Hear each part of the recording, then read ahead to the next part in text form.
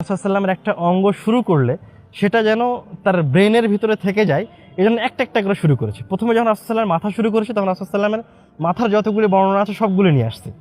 মানে তার রাসূলুল্লাহর মাথা কেমন ছিল আপনার জানা হয়ে যাবে। এরপর রাসূলুল্লাহের চুলে গেছি এবং রাসূলুল্লাহের চুল সম্পর্কে যত বর্ণনা আছে সব নিয়ে আসা হয়েছে।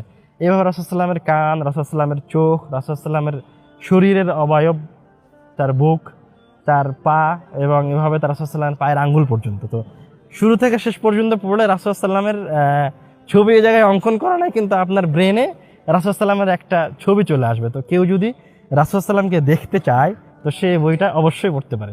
আর কে না দেখতে চায়, প্রত্যেক মুসলমান রাসূলুল্লাহকে দেখতে চায়। শুধু তাই নয়, এই বইয়ের শেষে আমি একটা বাক্য লিখেছি, এটা রাসূলুল্লাহের হাদিস, সহিহ মুসলিমের 2832 নম্বর হাদিস।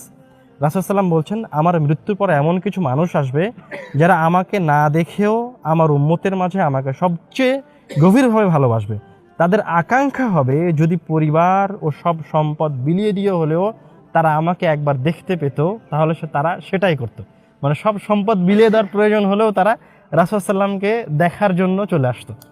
তো যারা রাসূলুল্লাহকে দেখতে যান তাদের জন্য একটা অনন্য কিতাব।